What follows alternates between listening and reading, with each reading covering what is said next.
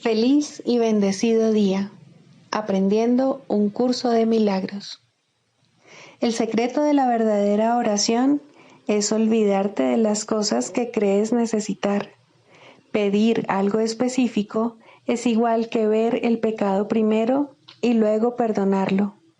Del mismo modo, al orar pasas por alto tus necesidades específicas, tal como las ves, y las dejas en manos de Dios.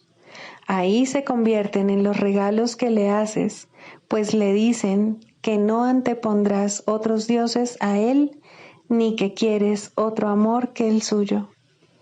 Este libro es un comienzo, no un final.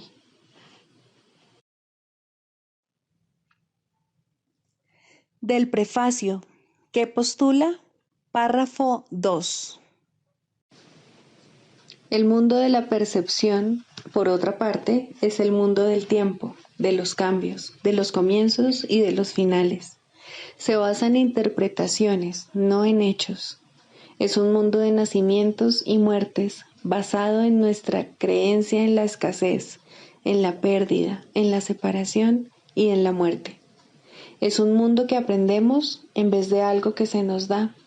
Es selectivo en cuanto al énfasis perceptual, inestable en su modo de operar e inexacto en sus interpretaciones. Introducción. Este es un curso de milagros. Es un curso obligatorio. Solo el momento en que decides tomarlo es voluntario. Tener libre albedrío no quiere decir que tú mismo puedas establecer el plan de estudios. Significa únicamente que puedes elegir lo que quieres aprender en cualquier momento dado.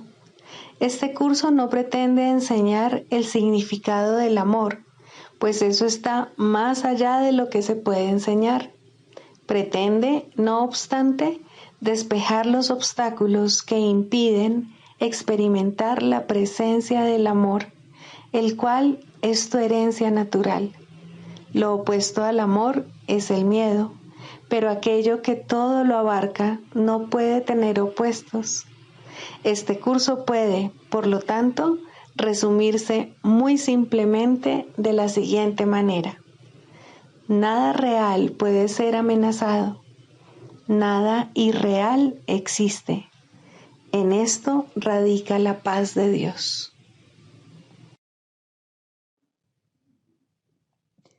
Capítulo 1. El significado de los milagros. Primero, principios de los milagros.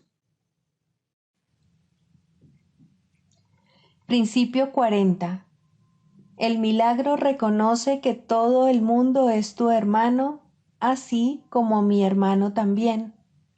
Es una manera de percibir la marca universal de Dios.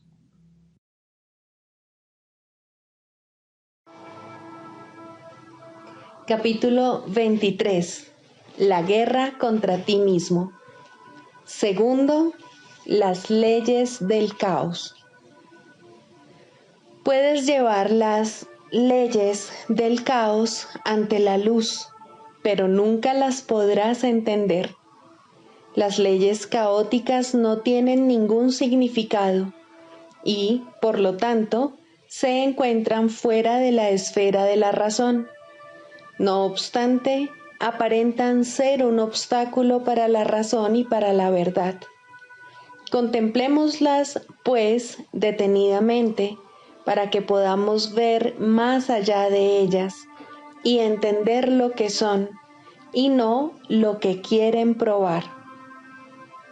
Es esencial que se entienda cuál es su propósito, porque su fin es crear caos y atacar la verdad. Estas son las leyes que rigen el mundo que tú fabricaste.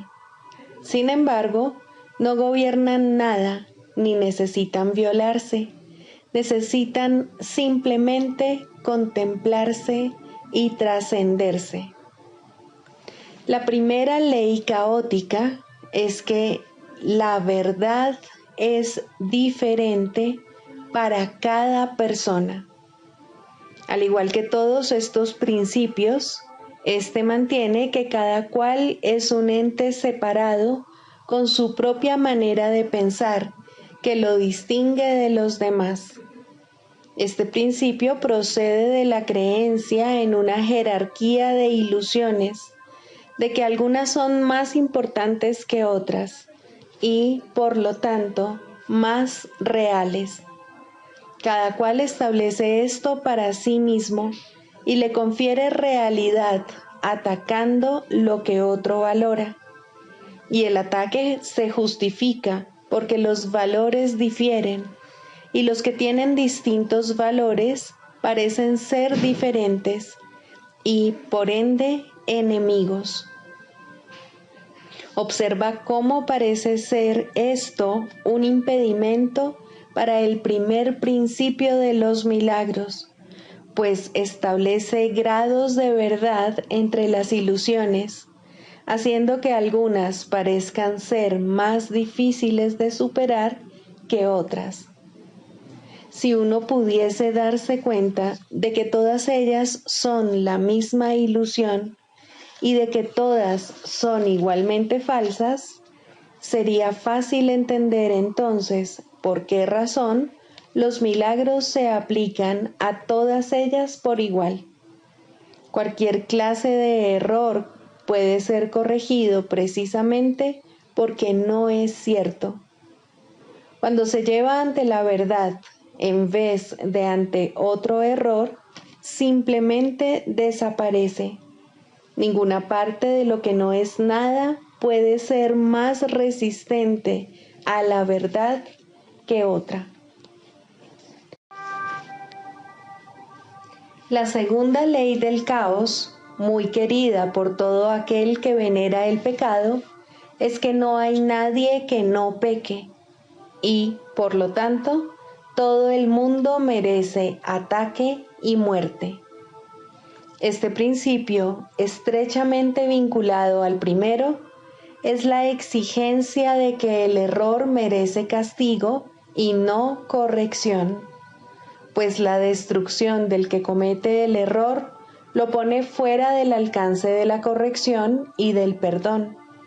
De este modo, interpreta lo que ha hecho como una sentencia irrevocable contra sí mismo, que ni siquiera Dios mismo puede revocar. Los pecados no pueden ser perdonados, al ser la creencia de que el Hijo de Dios puede cometer errores por los cuales su propia destrucción se vuelve inevitable. Piensa en las consecuencias que esto parece tener en la relación entre padre e hijo. Ahora parece que nunca jamás podrán ser uno de nuevo, pues uno de ellos no puede sino estar por siempre condenado y por el otro.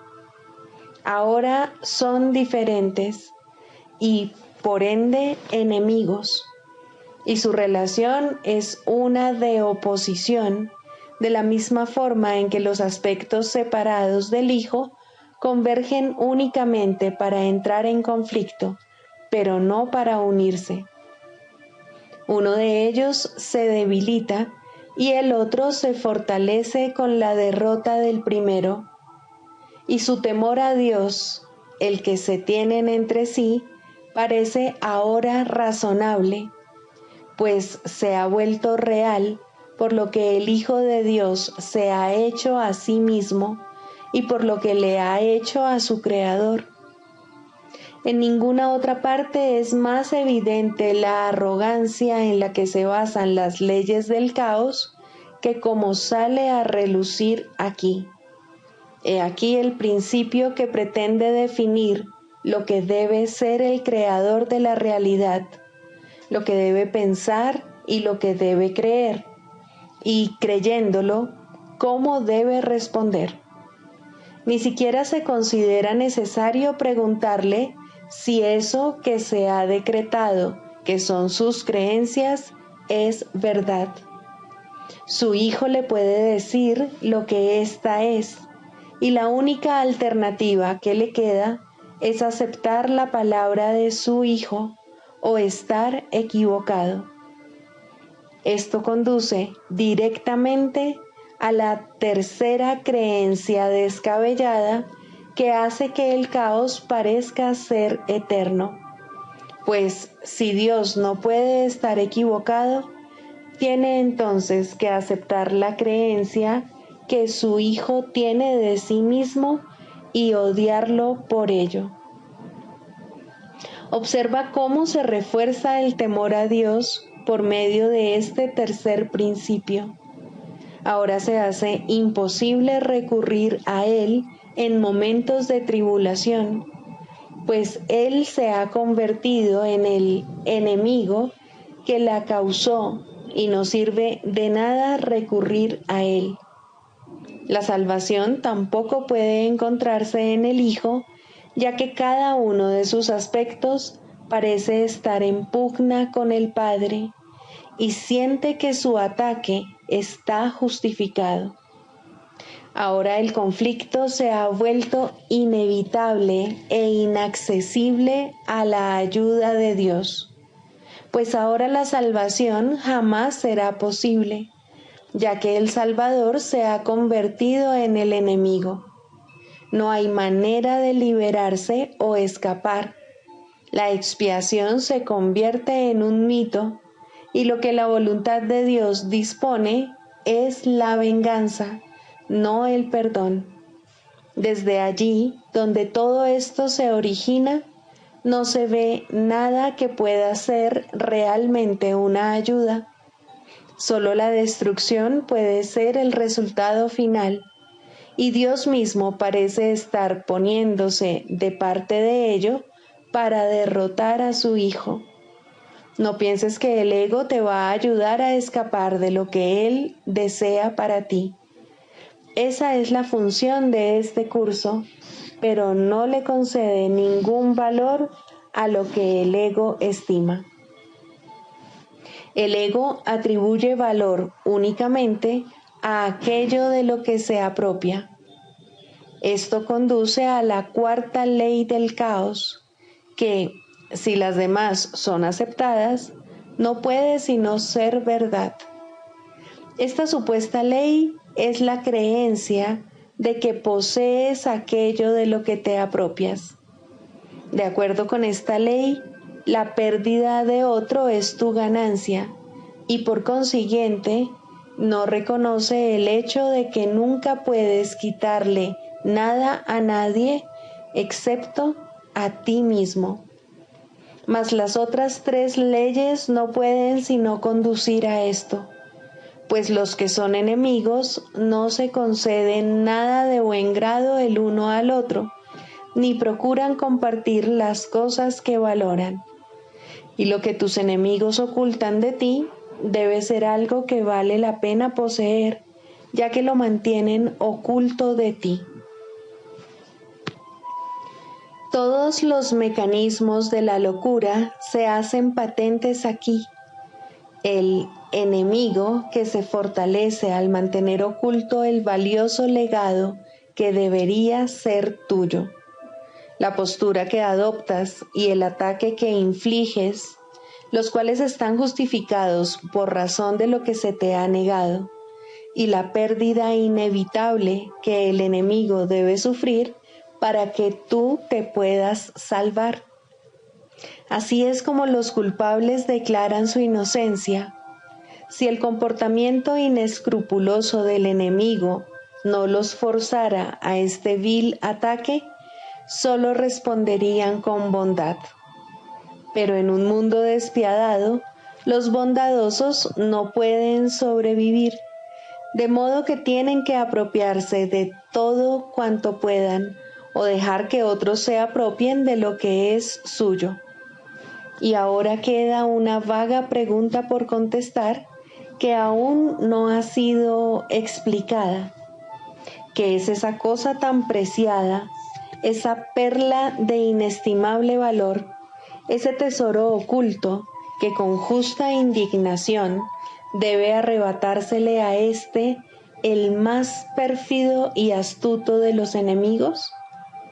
Debe de ser lo que siempre has anhelado, pero nunca hallaste. Y ahora entiendes la razón de que nunca lo encontraras. Este enemigo te lo había arrebatado y lo ocultó donde jamás se te habría ocurrido buscar. Lo ocultó en su cuerpo, haciendo que éste sirviese de refugio para su culpabilidad, de escondrijo de lo que es tuyo. Ahora su cuerpo se tiene que destruir y sacrificar para que tú puedas tener lo que te pertenece. La traición que él ha cometido exige su muerte para que tú puedas vivir. Y así solo atacas en defensa propia. Pero, ¿qué es eso que deseas que exige su muerte? ¿Cómo puedes estar seguro de que tu ataque asesino está justificado a menos que sepas cuál es su propósito? Aquí es donde el último principio del caos acude en tu auxilio. Este principio alega que hay un sustituto para el amor. Esta es la magia que curará todo tu dolor, el elemento que falta que curaría tu locura. Esa es la razón de que tengas que atacar. He aquí lo que hace que tu venganza esté justificada.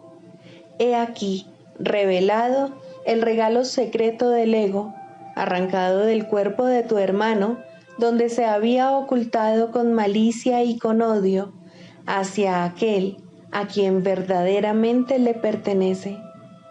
Él te quiere privar de ese ingrediente secreto que le daría significado a tu vida, el sustituto del amor nacido de vuestra mutua enemistad. Tiene que ser la salvación. Y no tiene sustitutos, pues solo hay uno.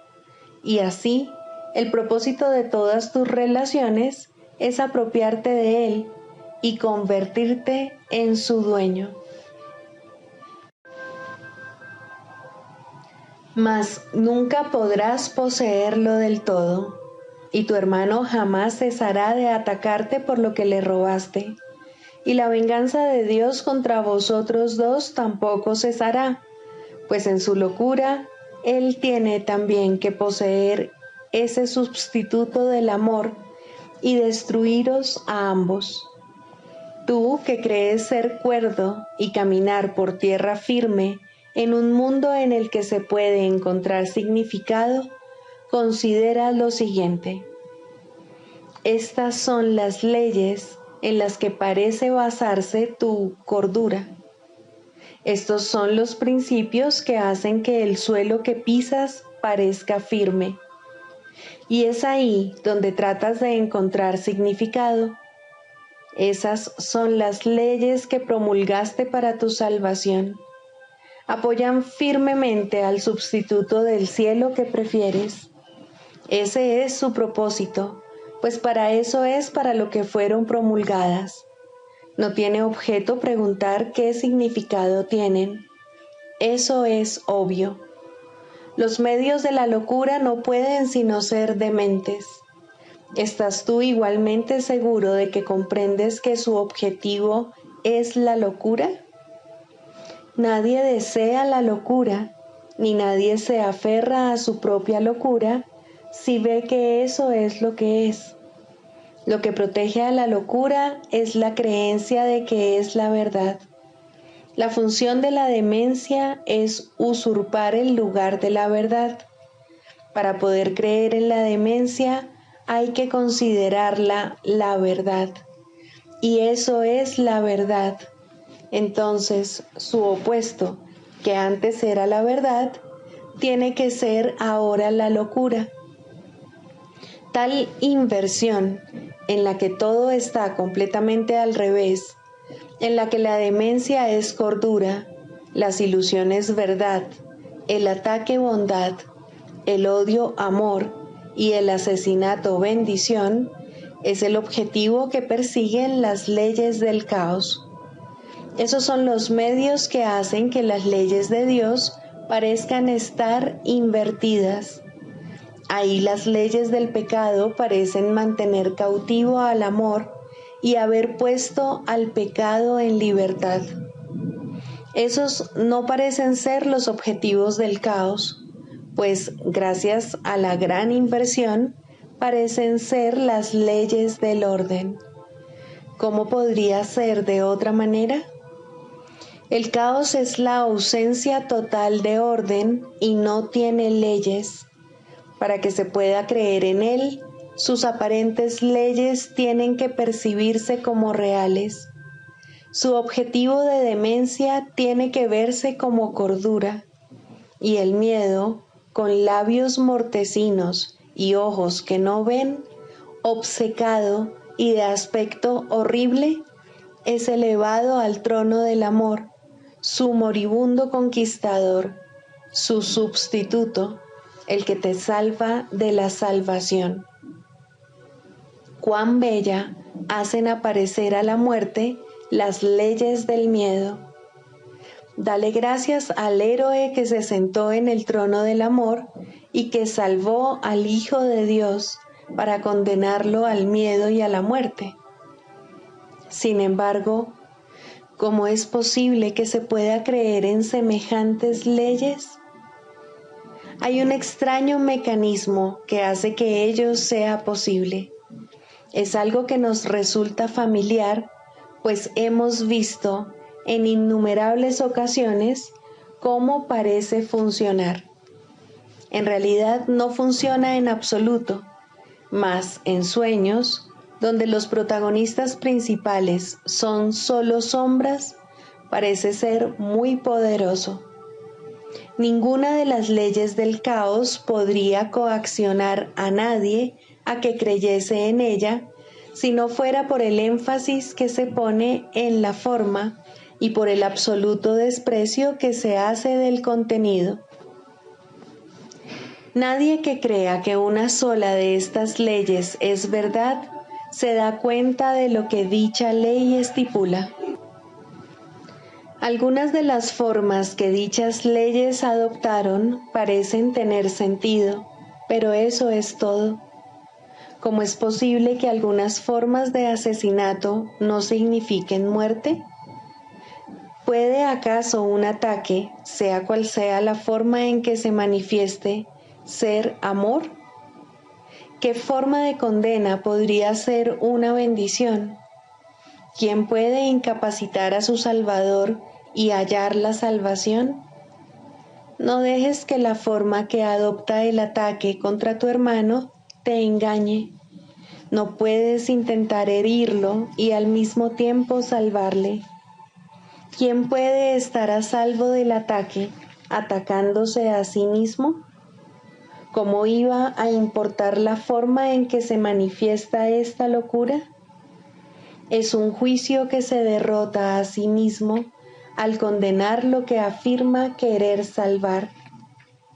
No te dejes engañar cuando la locura adopte una forma que a ti te parece hermosa. Lo que está empeñado en destruirte no es tu amigo. Sostienes y piensas que es verdad, que no crees en estas leyes insensatas, ni que tus acciones están basadas en ellas. Pero cuando examinas de cerca lo que postulan, ves que no se puede creer en ellas. Hermano, crees en ellas, pues de no ser así, ¿cómo podrías percibir la forma que adoptan con semejante contenido? ¿Podría acaso ser sostenible cualquiera de las formas que adoptan? Sin embargo, crees en ellas debido a la forma que adoptan y no adviertes el contenido. Este nunca cambia. ¿Puedes acaso darle vida a un esqueleto pintando sus labios de color rosado, vistiéndolo de punta en blanco, acariciándolo y mimándolo? ¿Y puede acaso satisfacerte la ilusión de que estás vivo? Fuera del cielo no hay vida. La vida se encuentra allí donde Dios la creó. En cualquier otro estado que no sea el cielo, la vida no es más que una ilusión. En el mejor de los casos parece vida, en el peor, muerte. Ambos son, no obstante, juicios acerca de lo que no es la vida, idénticos en su inexactitud y falta de significado. Fuera del cielo, la vida es imposible, y lo que no se encuentra en el cielo, no se encuentra en ninguna parte. Fuera del cielo, lo único que hay es un conflicto de ilusiones, de todo punto insensato, imposible y más allá de la razón, aunque se percibe como un eterno impedimento para llegar al cielo. Las ilusiones no son sino formas. Su contenido nunca es verdad. Las leyes del caos gobiernan todas las ilusiones. Las formas que éstas adoptan entran en conflicto, haciendo que parezca posible concederle más valor a unas que a otras. Sin embargo, cada una de ellas se basa, al igual que todas las demás, en la creencia de que las leyes del caos son las leyes del orden. Cada una de ellas adopta y apoya dichas leyes completamente y ofrece un testimonio inequívoco de que son verdad. Las formas de ataque que en apariencia son más benévolas no son menos inequívocas en su testimonio o en sus resultados. Es indudable que el miedo que engendran las ilusiones se debe a las creencias que las originan y no a su forma. La falta de fe en el amor, sea cual sea la forma en que se manifieste, da testimonio de que el caos es la realidad. La fe en el caos es la consecuencia inevitable de la creencia en el pecado. El que sea una consecuencia es lo que hace que parezca ser una conclusión lógica, un paso válido en el pensamiento ordenado.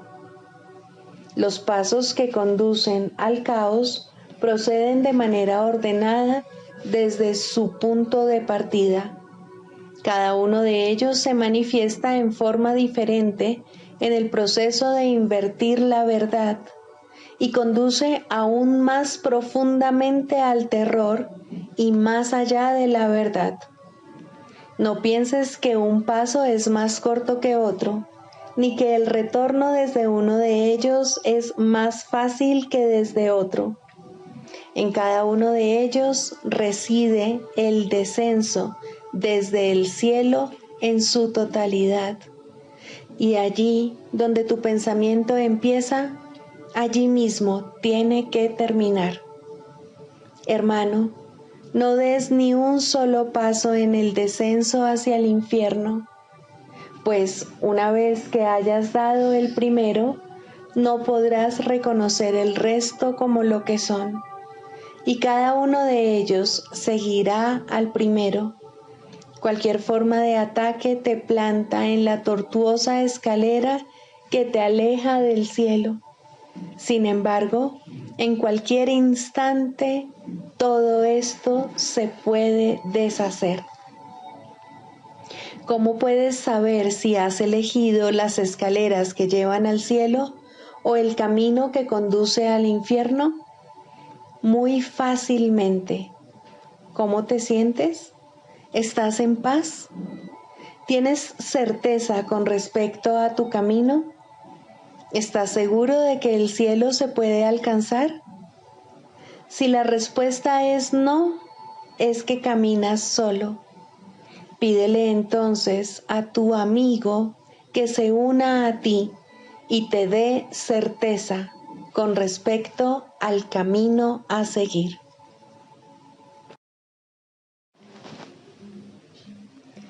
Libro de ejercicios, lección 53. Hoy repasaremos lo siguiente. Primero, mis pensamientos sin significado me están mostrando un mundo sin significado. Dado que los pensamientos de que soy consciente no significan nada, el mundo que los refleja no puede tener significado. Lo que da lugar a este mundo es algo demente, como lo es también el resultado de ello. La realidad no es demente, y yo tengo pensamientos reales así como dementes.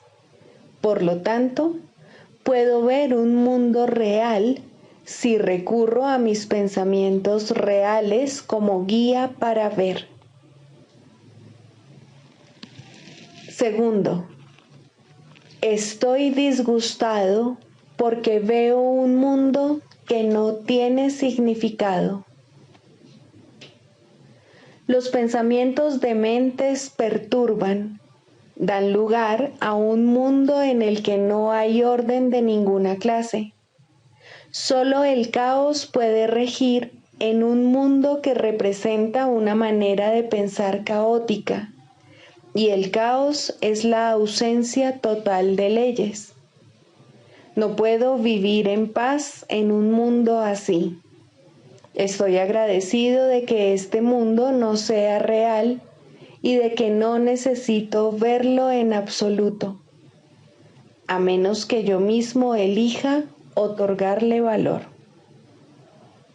Elijo no otorgarle valor a lo que es completamente demente y no tiene significado. Tercero, un mundo sin significado engendra temor. Lo que es totalmente demente engendra temor porque no se puede contar con ello en absoluto, ni da pie a que se le tenga confianza. En la demencia no hay nada en lo que se pueda confiar. No ofrece seguridad ni esperanza, pero un mundo así no es real. Le he conferido la ilusión de realidad y he sufrido por haber creído en él. Elijo ahora dejar de creer en él y depositar mi confianza en la realidad. Al elegir esto, me escaparé de todos los efectos del mundo del miedo, porque estaré reconociendo que no existe. Cuarta, Dios no creó un mundo sin significado. ¿Cómo puede ser que exista un mundo sin significado si Dios no lo creó? Él es la fuente de todo significado y todo lo que es real está en su mente. Está en mi mente también porque Él lo creó conmigo. ¿Por qué he de seguir sufriendo por los efectos de mis pensamientos dementes cuando la perfección de la creación es mi hogar? Quiero recordar el poder de mi decisión y reconocer mi verdadera morada. Quinto, mis pensamientos son imágenes que yo mismo he fabricado. Todo lo que veo refleja mis pensamientos. Son mis pensamientos los que me dicen dónde estoy y lo que soy.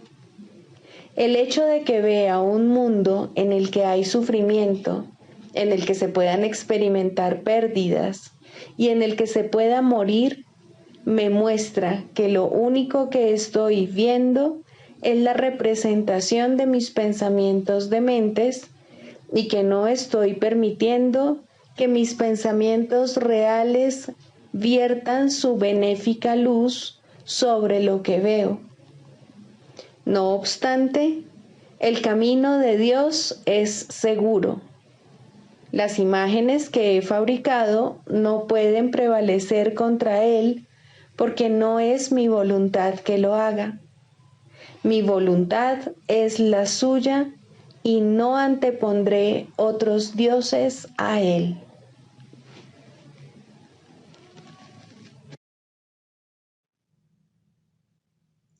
Del Manual para el Maestro, pregunta 4. ¿Cuáles son las características de los maestros de Dios? 2. Honestidad. Todas las demás características de los maestros de Dios se basan en la confianza. Una vez que ésta se ha alcanzado, las otras se suceden naturalmente. Solo los que tienen confianza pueden permitirse ser honestos, pues solo ellos pueden ver el valor de la honestidad. La honestidad no se limita únicamente a lo que dices. El verdadero significado del término es congruencia. Nada de lo que dices está en contradicción con lo que piensas o haces. Ningún pensamiento se opone a otro. Ningún acto contradice tu palabra, ni ninguna palabra está en desacuerdo con otra. Así son los verdaderamente honestos. No están en conflicto consigo mismos a ningún nivel. Por lo tanto, les es imposible estar en conflicto con nada o con nadie. La paz que experimentan los maestros de Dios avanzados se debe en gran medida a su perfecta honestidad. Solo el deseo de engañar da lugar a la pugna. El que es uno consigo mismo no puede ni siquiera concebir el conflicto. El conflicto es el resultado inevitable del autoengaño, y el autoengaño es deshonestidad. Para un maestro de Dios, nada supone un desafío, pues ello implicaría que se abrigan dudas, y la confianza en la que los maestros de Dios descansan con absoluta seguridad hace que les sea imposible dudar. Por lo tanto, solo pueden triunfar. En esto, como en todo, son honestos.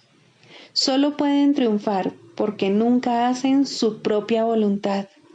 Eligen por toda la humanidad, por todo el mundo y por todas las cosas que en él habitan, por lo que es inalterable e inmutable, más allá de las apariencias, y por el Hijo de Dios y su Creador.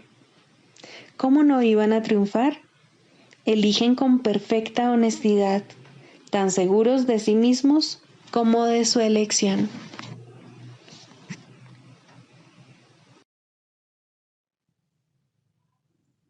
Manual para el Maestro, pregunta 22. ¿Qué relación existe entre la curación y la expiación? La curación y la expiación no están relacionadas, son lo mismo. No hay grados de dificultad en los milagros porque no hay grados de expiación. Este es el único concepto total que es posible en este mundo, porque es la fuente de una percepción completamente unificada. La idea de una expiación parcial no tiene sentido, del mismo modo como es imposible que haya ciertas áreas en el cielo reservadas para el infierno. Acepta la expiación y te curarás. La expiación es la palabra de Dios. Acepta su palabra y ya no quedará nada que pueda dar lugar a la enfermedad. Acepta su palabra y todo milagro se habrá realizado. Perdonar es curar. El Maestro de Dios ha decidido que aceptar la expiación para sí mismo es su única función. ¿Qué puede haber entonces que Él no pueda curar? ¿Qué milagro se le podría negar? El progreso del Maestro de Dios puede ser lento o rápido, dependiendo de si reconoce la naturaleza inclusiva de la expiación o de si, por algún tiempo, excluye de ella ciertas áreas problemáticas. En algunos casos se alcanza una súbita y total conciencia de cuán perfectamente aplicable es la lección de la expiación a todas las situaciones, mas esos casos son relativamente raros. El Maestro de Dios puede haber aceptado la función que Dios le ha encomendado mucho antes de haber comprendido todo lo que esa aceptación le aportaría. Solo el final es seguro. En cualquier momento a lo largo de su camino puede alcanzar el entendimiento necesario de lo que significa la total inclusión. Si el camino le parece largo, que no se desanime. Ya ha decidido qué rumbo quiere tomar. Eso fue lo único que se le pidió, y habiendo cumplido con lo requerido, ¿le negaría a Dios lo demás?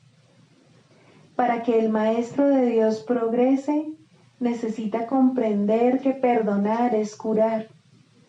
La idea de que el cuerpo puede enfermar es uno de los conceptos fundamentales del sistema de pensamiento del ego. Dicho pensamiento le otorga autonomía al cuerpo, lo separa de la mente y mantiene intacta la idea del ataque. Si el cuerpo pudiese enfermar, la expiación sería imposible. Un cuerpo que pudiese ordenarle a la mente hacer lo que a él le place, podría sencillamente ocupar el lugar de Dios y probar que la salvación es imposible. ¿Qué quedaría entonces que necesitase curación? Pues el cuerpo se habría enseñoreado de la mente. ¿Cómo podría entonces devolvérsele la mente al Espíritu Santo sin destruir el cuerpo? ¿Y quién querría la salvación a este precio? Ciertamente no parece que la enfermedad sea una decisión, ni nadie cree realmente que lo que quiere es estar enfermo. Tal vez pueda aceptar la idea en teoría, pero rara vez la aplica de manera consistente a todas las clases de enfermedad que percibe en sí mismo o en los demás. No es tampoco en este nivel donde el Maestro de Dios invoca el milagro de la curación. Él mira más allá de la mente y del cuerpo y ve únicamente la faz de Cristo resplandeciendo ante él, corrigiendo todos los errores y sanando toda percepción. La curación es el resultado del reconocimiento por parte del Maestro de Dios de quién es el que necesita ser curado. Este reconocimiento es aplicable solo a algunas cosas. Es verdad con respecto a todas las cosas que Dios creó. En dicho reconocimiento se subsanan todas las ilusiones. Cuando un maestro de Dios no puede curar, es porque se ha olvidado de quién es. De esta forma, la enfermedad de otro pasa a ser suya. Al permitir que esto suceda, se identifica con el ego del otro y por lo tanto confunde a éste con un cuerpo. Al hacer eso, se niega a aceptar la expiación para sí mismo y es imposible que pueda ofrecérsela a su hermano en el nombre de Cristo. De hecho, será incapaz de reconocer a su hermano en absoluto, pues su padre no creó cuerpos y por consiguiente solo estará viendo en su hermano lo irreal. Un error no puede corregir otro error y una percepción distorsionada no cura. Hazte a un lado, Maestro de Dios, has estado equivocado. No señales el camino, pues has perdido el rumbo. Dirígete de inmediato a tu Maestro y deja que Él te cure. La ofrenda de la expiación es universal. Es aplicable por igual a todo el mundo y en cualquier circunstancia. En ella reside el poder de curar a cualquier persona de cualquier clase de enfermedad. No creer esto es ser injusto con Dios y por ende serle infiel. El que está enfermo se percibe a sí mismo como separado de Dios. ¿Quieres verle tú, además, separado de ti? Tu tarea es sanar la sensación de separación que le hizo enfermar.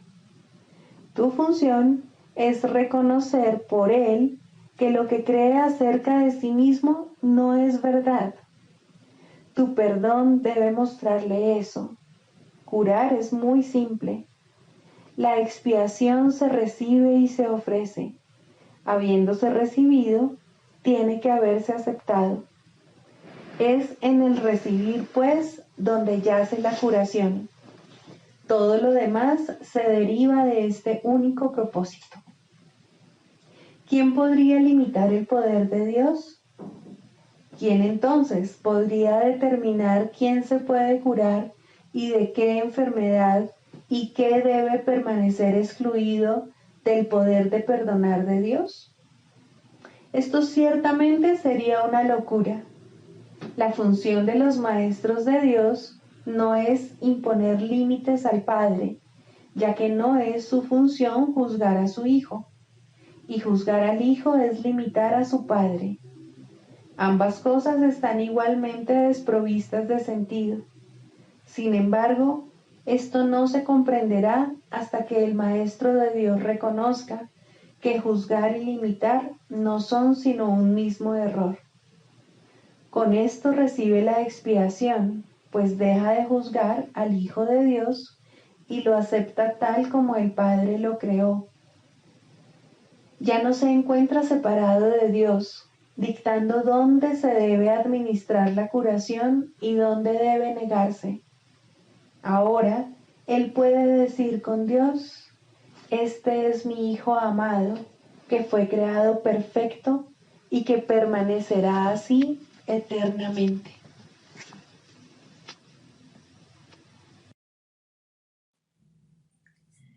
Manual para el maestro. Clarificación de términos. 4.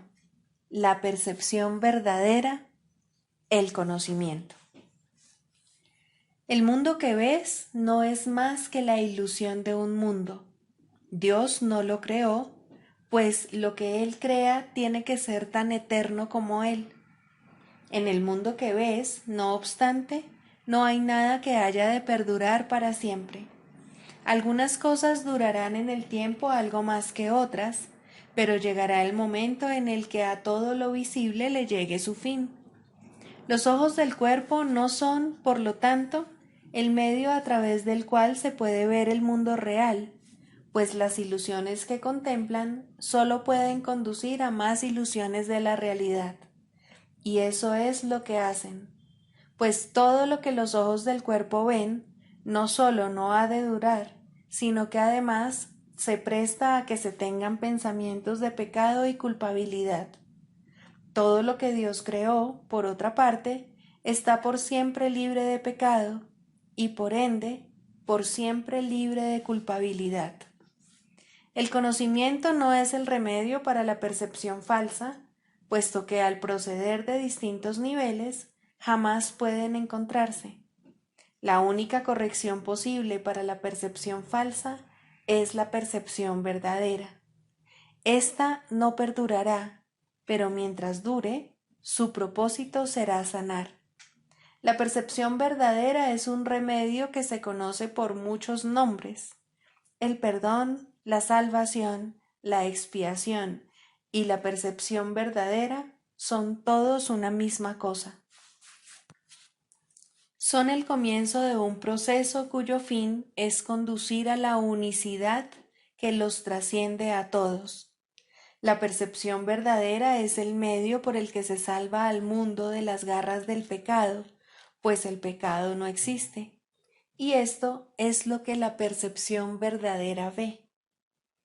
El mundo se yergue como un sólido muro ante la faz de Cristo, pero la percepción verdadera lo ve solo como un frágil velo, tan fácil de descorrer que no podría durar más de un instante. Por fin se ve el mundo tal como es, y ahora no puede sino desaparecer, pues en su lugar ha quedado un espacio vacío que ha sido despejado y preparado. Donde antes se percibía destrucción, aparece ahora la faz de Cristo, y en ese instante el mundo queda olvidado y el tiempo acaba para siempre al disolverse el mundo en la nada de donde provino. Un mundo perdonado no puede durar mucho. Era la morada de los cuerpos, pero el perdón mira más allá de ellos. En eso radica su santidad. Así es como sana. El mundo de los cuerpos es el mundo del pecado, pues sólo si el cuerpo existiese sería posible el pecado. El pecado acarrea culpabilidad tan irremediablemente como el perdón acaba con ella. Y una vez que ha desaparecido todo rastro de culpabilidad, ¿qué queda que pueda seguir manteniendo al mundo separado y fijo en su lugar? Pues la idea de lugar habrá desaparecido también junto con el tiempo.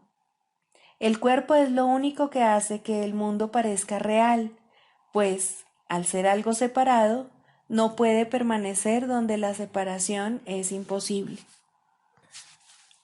El perdón prueba que es imposible porque no lo ve, y lo que entonces pasas por alto deja de ser comprensible para ti, tal como una vez estabas seguro de su presencia. Este es el cambio que brinda la percepción verdadera. Lo que antes se había proyectado afuera, ahora se ve adentro, y ahí el perdón deja que desaparezca. Ahí se establece el altar al Hijo, y ahí se recuerda a su Padre. Ahí se llevan todas las ilusiones ante la verdad y se depositan ante el altar. Lo que se ve como que está afuera no puede sino estar más allá del alcance del perdón, pues parece ser por siempre pecaminoso. ¿Qué esperanza puede haber mientras se siga viendo el pecado como algo externo? ¿Qué remedio puede haber para la culpabilidad? Mas, al ver a la culpabilidad y al perdón dentro de tu mente, estos se encuentran juntos por un instante, uno al lado del otro, ante un solo altar. Ahí, por fin, la enfermedad y su único remedio se unen en un destello de luz curativa. Dios ha venido a proclamar lo que es suyo. El perdón se ha consumado.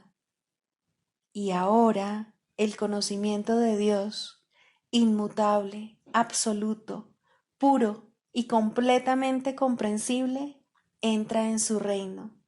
Ya no hay percepción, ni falsa ni verdadera. Ya no hay perdón, pues su tarea ha finalizado. Ya no hay cuerpos, pues han desaparecido ante la deslumbrante luz del altar del Hijo de Dios. Dios sabe que ese altar es el suyo, así como el de su Hijo.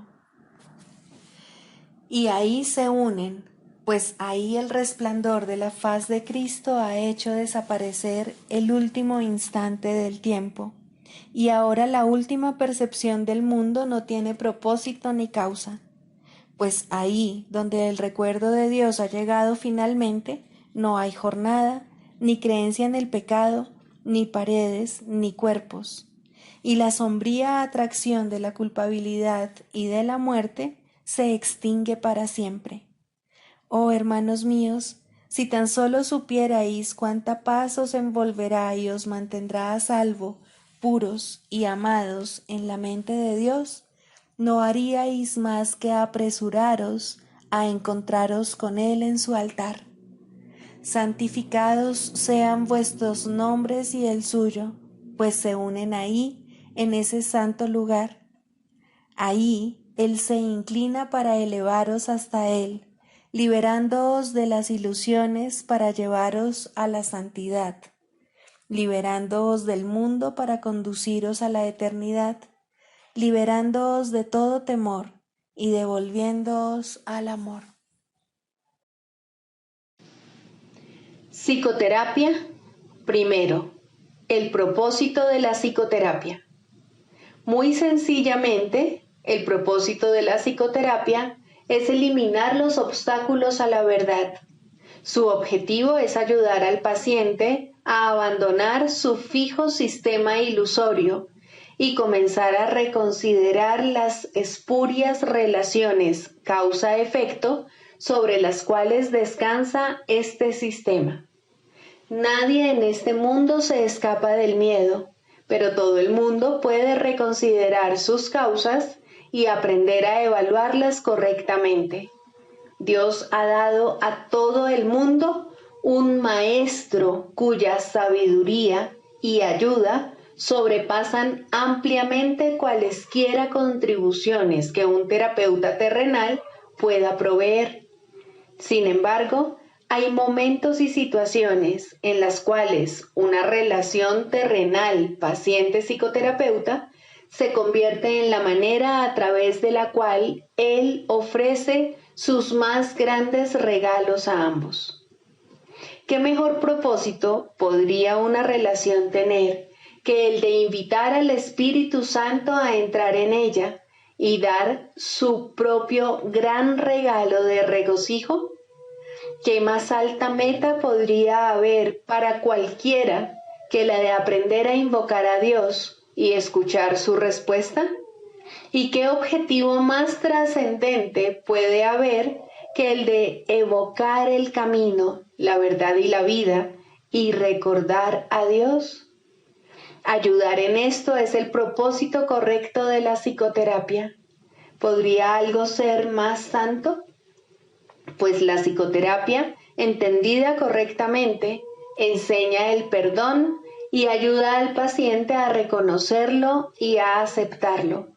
Y en su sanación, el terapeuta se perdona junto con él. Todo el que necesita ayuda, sin importar la forma de su sufrimiento, se está atacando a sí mismo y como consecuencia de ello, la paz de su mente está sufriendo. Estas tendencias a menudo se describen como autodestructivas y con frecuencia el paciente mismo las percibe de esa forma. De lo que no se da cuenta y lo que necesita aprender es que ese yo que puede atacar y también ser atacado es un concepto que él ha fabricado. Aún más, lo atesora, lo defiende y en ocasiones incluso se encuentra dispuesto a sacrificar su vida en nombre de ese yo, pues lo considera su propio ser. Lo ve como algo que se afecta, que reacciona a fuerzas externas según ellas lo requieren y que se encuentra indefenso en medio del poder del mundo. La psicoterapia, entonces, debe restablecer a su conciencia la habilidad para tomar sus propias decisiones. Debe disponerse a revertir su pensamiento y a entender que aquello que él creyó que proyectaba sus efectos sobre él era fabricado por sus propias proyecciones sobre el mundo. Por tanto, el mundo que ve no existe. Hasta que esto se acepte, al menos en parte, el paciente no puede verse a sí mismo como realmente capaz de tomar decisiones y luchará contra su libertad por creer que se trata de su esclavitud. El paciente no necesita pensar que la verdad es Dios para tener progresos en la salvación, pero debe comenzar a separar la verdad de la ilusión al reconocer que no son lo mismo y al estar paulatinamente más dispuesto a ver las ilusiones como falsas y a aceptar la verdad como tal. Su maestro lo conducirá desde ahí, tan lejos como se encuentre dispuesto a llegar. La psicoterapia solo puede ahorrarle tiempo. El Espíritu Santo usa el tiempo como lo considera mejor, y él nunca se equivoca. La psicoterapia, bajo su dirección, es uno de los medios que usa para ahorrar tiempo y para preparar maestros adicionales para su obra. La ayuda que él comienza y dirige no tiene fin. Cualquiera que sea la ruta que él elija, toda psicoterapia finalmente conduce a Dios. Pero eso se le deja a él. Todos somos sus psicoterapeutas, pues quiere que todos seamos sanados en Él. El canto de la oración. Segundo, la escalera de la oración. La oración no tiene principio ni fin, es parte de la vida, pero sí cambia de forma y crece a medida que uno va aprendiendo hasta que alcanza su estado amorfo y se funde en una comunicación total con Dios. En su aspecto peticionario, no necesita apelar a Dios, que de hecho rara vez se hace, y ni siquiera entraña creencia alguna en Él. En estos niveles, la oración es un simple desear que surge de un sentido de carencia y escasez. Estas formas de oración o de pedir desde la necesidad siempre entrañan un sentimiento de debilidad e insuficiencia. Nadie, pues, que esté seguro de su identidad, podría orar de esta manera. Pero no es menos cierto que nadie que no tenga certeza sobre su identidad puede evitar hacerlo. La oración es tan continua como la vida. Todo el mundo ora sin cesar. Pide y ya has recibido, pues has determinado qué es lo que quieres. Es posible, asimismo, alcanzar una forma más elevada de pedir desde la necesidad, puesto que en este mundo la oración es reparadora y, por lo tanto, entraña niveles de aprendizaje. En este caso, la petición puede ser dirigida a Dios con verdadera fe, pero aún sin comprensión. Por lo general, se ha alcanzado un vago y con frecuencia inestable sentido de identificación con Él, pero tiende a estar desenfocado por un sentimiento de pecado profundamente arraigado. En este nivel es posible que se sigan pidiendo cosas mundanas en variedad de formas, como también es posible pedir dones tales como la bondad o la honestidad y, en particular, perdón para las muchas fuentes de culpa que inevitablemente yacen bajo cualquier oración procedente de la necesidad. Sin culpa no hay escasez. Quien está libre de pecado no tiene necesidades. En este nivel surge también esa curiosa contradicción de términos conocida como orar por nuestros enemigos. La contradicción no se encuentra en las palabras mismas, sino más bien en la manera en que usualmente se interpretan. Mientras creas tener enemigos, habrás limitado tu oración a las leyes del mundo y habrás limitado también tu capacidad para recibir y para aceptar a esos mismos estrechos márgenes. Sin embargo, si tienes enemigos, tienes necesidad de oración y una gran necesidad, por cierto. Entonces, ¿qué significa realmente la frase?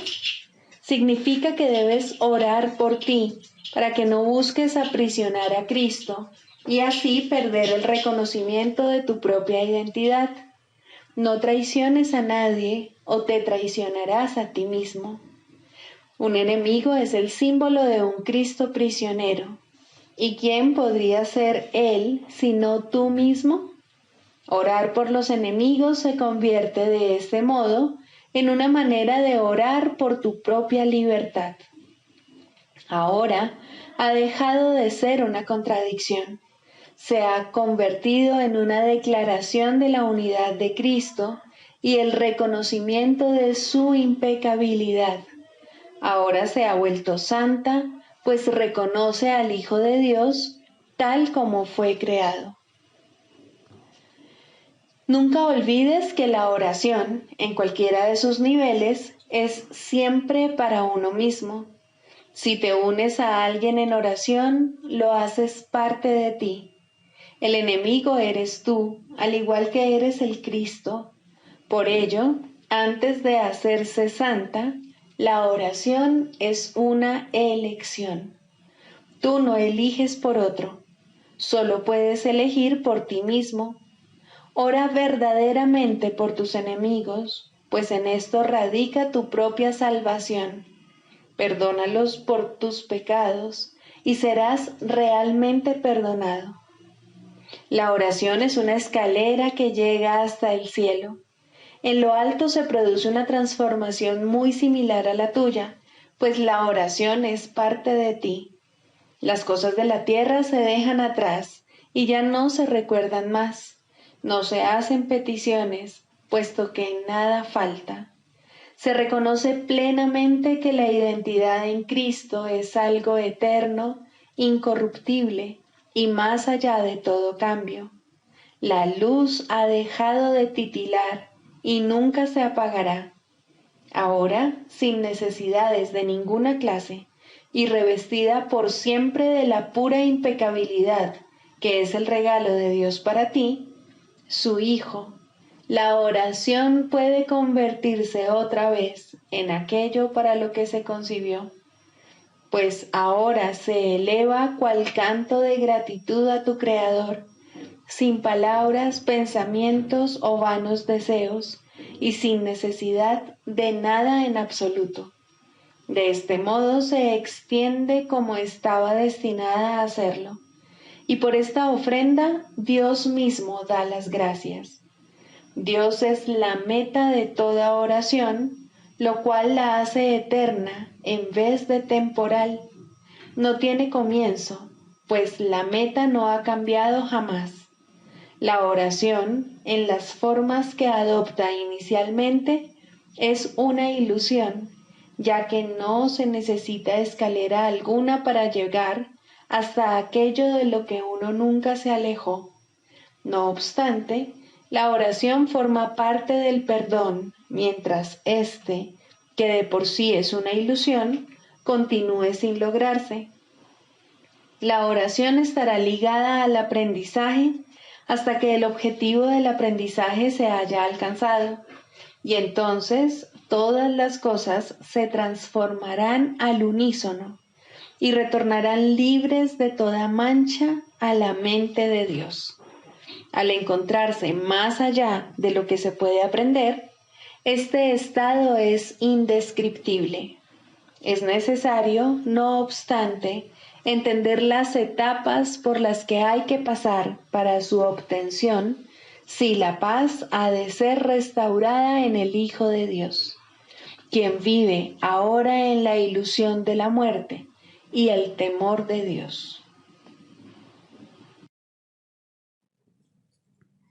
Sigamos a Jesús haciendo del perdón algo tan natural como respirar y algo tan vital como el aire.